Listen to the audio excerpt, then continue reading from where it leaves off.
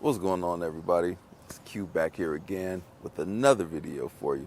In today's video, I'm here to introduce or reintroduce you into Lexus's Halo car. This is the LC500, and this is the convertible version. Got the soft top, red, the paint iridium. The price is going to be for about $117,000. That's fully loaded. We got the Mark Levinson stereo up in here, the iridium paint job, that's a little bit more. We also have 20-inch wheels on here, projector high beams, fully loaded. We even got carbon fiber bits up on here. And since we no longer have the LFA, the LC500 takes that spot, and it's a better looking car as well. It's missing the V10, but we got this glorious V8 up in here, 5 liters, 471 horsepower. So allow me to drop the top in real-time speed. It's gonna take a little bit, as we do have an animation to let you know when it's all said and done. But this car is cruising for a bruising, or bruising for a cruising. None of that. It's just a plush ride. It's just a nice, serene, very comfortable, high, plush, luxurious grand tour with the fun in the sun ability as well. Something I learned really quick about the LC500, it's not a numbers car, it's an experience car.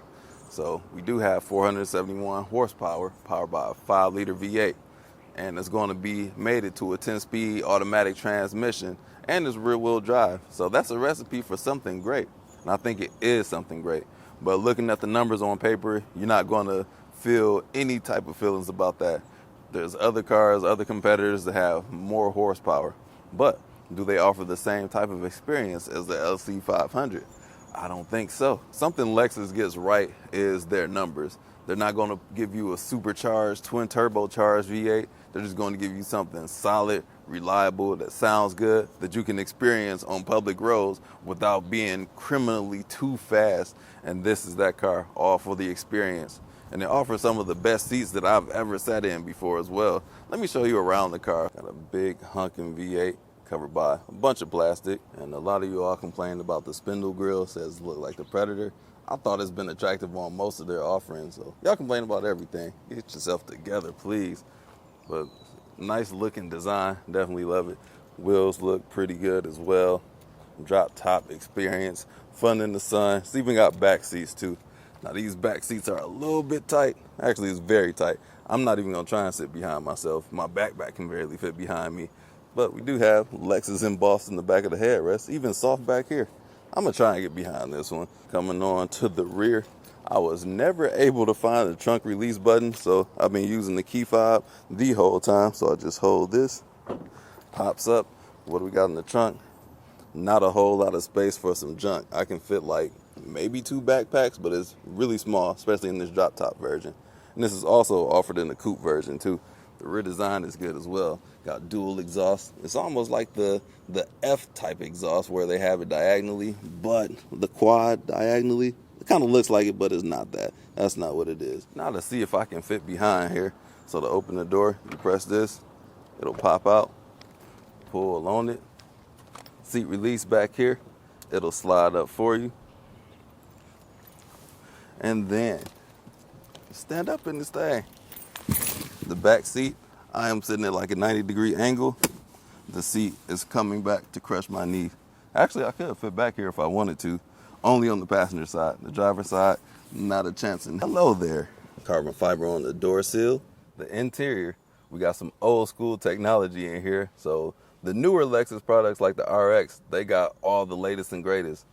This, not so much. So all the stock safety features, advanced cruise control. It has adaptive cruise, but it won't hold the line for you. Just let you know if you go over a line, as most cars do nowadays. No massaging seats. They are heated and ventilated. It's extremely simplistic in here. Got our HVAC controls. We do have our gear selector, our volume knob, a tune button. When the last time you've seen the tune button? Rear view camera, the heated and cooled seats button, and skip tracks. And how do you let the top down? Well, here's that cup holder. Pop it up. To let the top down, I had to Google this one. So to do that, see this armrest right here? That slides back, reveals another cup holder and another little space. But the top down, right up under here. So this one controls the windows, but if you just hold this one back, the top will come down and the windows go down. press it forward, the top goes back up in like 20 seconds. Y'all saw how long it took earlier. And then you have to roll all the windows up with this button. Let's hear that start up real quick.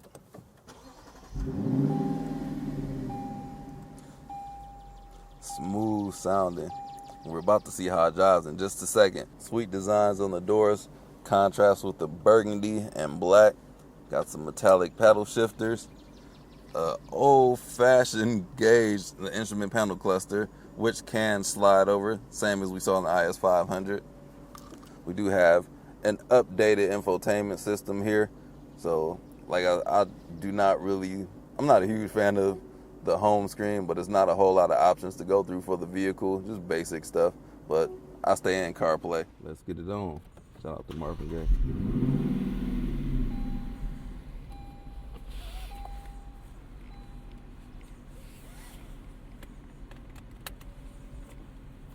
To drive, I'm gonna slide it over to the left, pull it back. Reverse is the exact opposite. We do have a surround view camera on here, which can come in handy. But let us be off. We're gonna start off in comfort mode.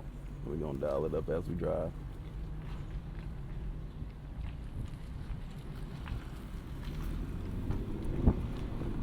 Still hear the rumbles at low speeds. I might have to let the windows up for y'all. Yep, let me go ahead and do that. As I said, right up here, it'll roll all the windows up. There. Now my binaural audio is all good.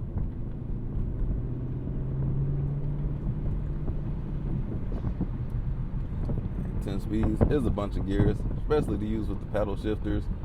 I personally only use the first 5. I'll demonstrate that later on. You can use more, but it's a whole lot to do. Thank you very much.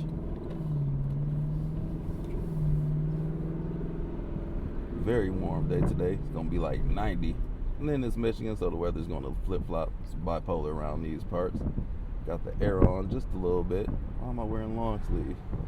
I don't know. The EPA rating is 15 city, 25 highway. I've been averaging a whopping 15.6 miles per gallon. And that's been driving pretty conservatively.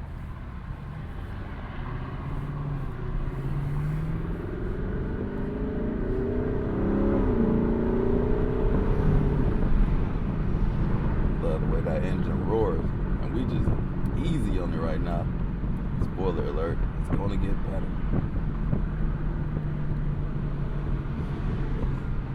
I noticed that the engine has an eco mode too, so I'm assuming it drops down to 4 cylinders to help save fuel, which I don't think is doing a good job. But in the car's defense, I've been driving in Sport Plus mode most of my week, and to change the modes is this selector up here. Different design in here, but that's like a Lexus thing. And like I mentioned, to get to the seat functions or heated, cool seats, you press this button, and it just takes you to the option menu with the heated and cooled seats. And not a big fan of that. I wish it was just a button up here, like with the HVAC controls. Simplistic right there, but got a button with the heated, cool seats. And the cluster is simplistic in what it shows you too. Not a whole lot of information. You do have 2 different modes where it'll move the dial to the left, just give you a different perspective, but same information. And I believe once it goes into sport mode, it'll change over. Now, our moon simulator, part 2.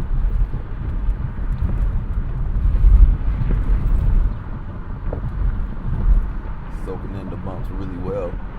And another thing that I had to show y'all, it was actually in the trunk. There was a wind visor, or a wind thing that goes in the back seat, where it goes across the back seat. If you have it in, it's going to you can't have your back passenger. I ride my children in the car with me, and I had to take it out, so that's why it's sitting in the trunk right now. But it will help mitigate some wind noise. Now we're gonna go on up to normal. Push this button in right there. This is a big car. Got a bunch of compliments. Somebody came up to me and said this is the most underrated supercar. I was like, dang, supercar? What do you guys think? Would you consider this a supercar? Performance numbers, I would not, but it's got the looks and the rarity. You don't see these like ever, and who knows how long we'll be seeing this, because everybody's got to have their efficient engines, especially Toyota. They're hybridizing many vehicles. So now the RAV4 is a hybrid only, the Camry is a hybrid only, and I believe the Lexus ES is now a hybrid and EV only. So who knows what this will be in the next iteration, if it makes it to be in the next iteration. But a lot of people love these, and I'm experiencing this, and I get the appeal of it. And for me, I always say I wish Lexus would throw in the manual in some of these cars. These cars beg for manuals. For me, I would be all over these cars if they had a manual, but they don't, so I can get it. I can dig it. For you automatic lovers, this is for you. This is a cruiser. Uh-oh, we got a person making a left turn. Shout out to Race Car 21. This will be in his video. Left turn lane. There's only one lane for that over here. Let me let the top up, because going on the highway, I don't want to mess up the mics, so I'm gonna have to dial that back. I don't know what the threshold is to where I can do that, but we're about to start right now. Might as well do a turning radius. This ain't where I normally do that type of thing, but let's see what it's gonna be like. And I know with the Toyota Lexus product, it's gonna be phenomenal. That is quite good. I can tell it's not at my normal spot where I do that, but oh my goodness, boinked my head on the freaking ceiling. Didn't have to worry about that just a moment ago. All right, had to restart since I whacked my hat on the ceiling. Start on over. Don't want y'all looking at the steering wheel the whole time and not be able to see where I'm driving. And we might as well, I think I'm gonna skip sport mode. Well, I'll save Sport Plus for the highway. All these UPS trucks, dang. And the headroom is pretty adequate up in here. So I got like 2 or 3 inches above where I'm sitting at right now with the top up. Before the top was up, I had unlimited amounts of space, but the duckbill on my cap kind of ruined that. But we back on the road again. And the switch is the manual mode. You just flick it back, and now it's paddle shifter. Probably should have did that while the top was down, but oh well. Speed limits are too low to even get some roar up out of here anyway. And then to get back to drive mode, I was struggling with that, but you do the same thing that you always do, to the left and back, and it'll shift automatically for you. And put it back in manual and go all the way to Sport Plus. That way we can use the most out of the engine, but not right now because we got caught by this light. It's good anyway, because I see all those UPS trucks getting on the highway. That would have been a bummer summer. So I've driven 214 miles at this point. It says I got 76 miles left. We can easily get 300 miles on this tank. Let them go on ahead.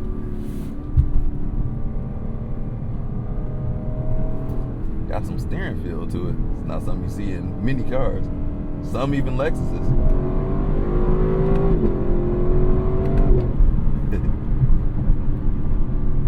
Very smooth shifts. Get you up to speed in the jiff. No head-up display in here. Kind of shocked.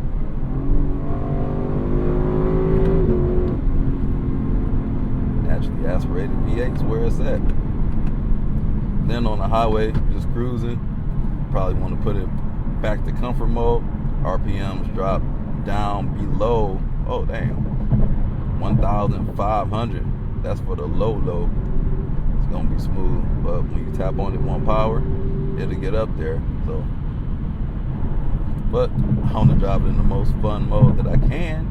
So we're gonna crank it all the way back up to Sport Plus mode. It's nice and quiet in here, even with the top up. Do not hear a whole lot of extra wind noise. Me being a Miata owner, it is it's dead silent. But this car is still more silent than a lot of hardtop cars. So they did a great job with the sound deadening.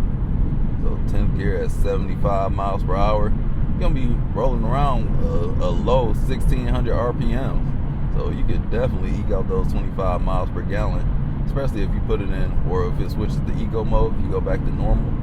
So yeah, this would be a nice road trip car if it's only like 2 people I wouldn't recommend putting people in the back seat for too long, but the joy from this LC500 is going to be from making this V8 sing. Great sounding engine. How are the brakes? Don't want to throw nobody off behind me. Brakes are adequate for this car. What the world was that? Downshift sound crazy. You get some pops in here too from time to time.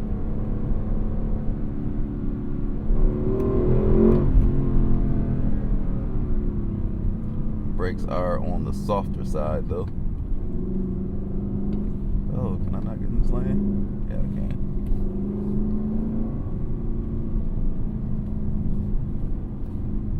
Comfortable steering wheel. It's not the most plush leather though, because it's perforated, and that kind of gives you a little rough sensation. Not rough, but it's not plush. Did they close my exit?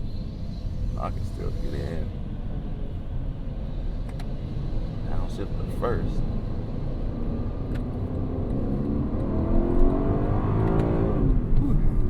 Singing.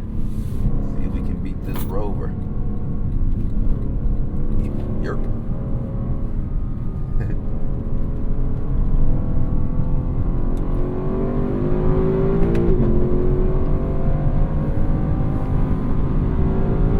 Oh crap, before you know it, you're at speed.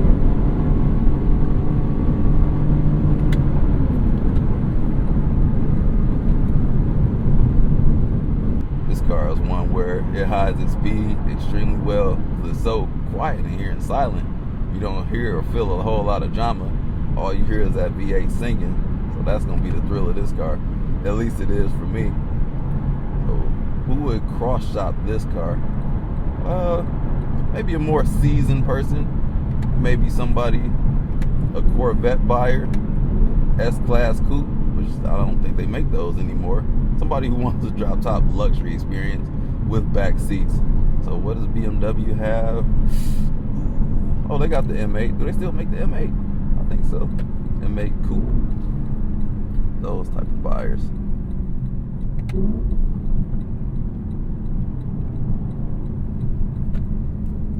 Let us hop on over this way.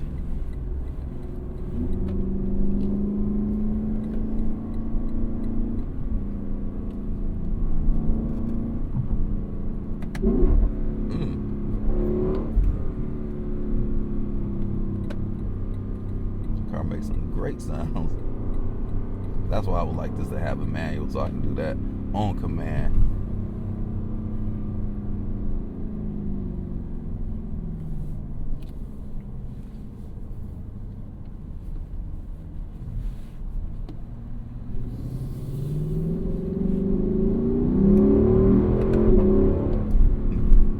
And the rear end will get out on you. I have seen the traction control blink at me a couple times since I've been driving it this week. And I'm probably going to do another video driving some back roads, just because when the car is good to me, I got to drive it some more, or at least showcase that to you guys. I've been driving it every day. Been enjoying it.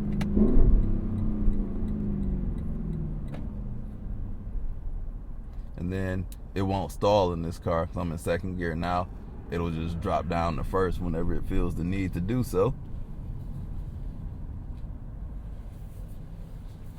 Let these slow pokes go on ahead.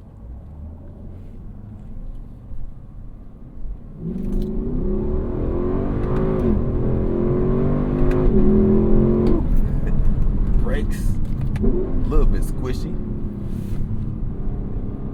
Got a little bit of roll, but we got some soul, or at least heart. I'm talking about that V8, y'all, if you didn't know.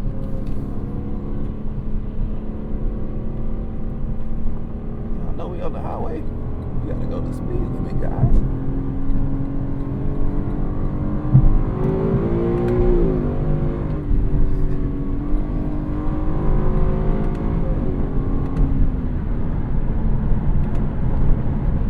Excellent piece of machinery. I'm hoping they continue this somehow, some way, because this car is just, it's a blast. You don't see a whole lot of cars with this type of emotion connected to it. And it doesn't have to have 600-700 horsepower to have fun. Like I said, it's an experience car. And oh my goodness, how could I not talk about the sound system? Mark Levinson sound systems have not sounded this great until I got in this car. This is one of the greatest sound systems that I have heard myself. Drop a few gears, gotta pass it up.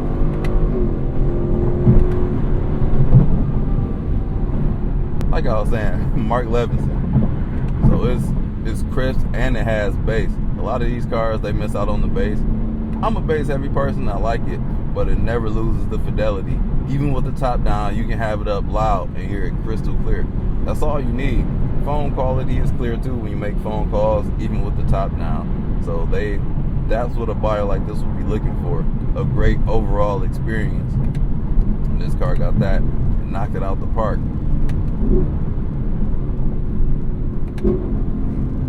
And this engine is just, whoo! Is that a tunnel? Oh, and there's a police officer. But we're not breaking the law. Breaking the law, breaking the law. Let me know if y'all used to watch Beavis and Butthead. Alright, people running red lights. Under a tunnel though.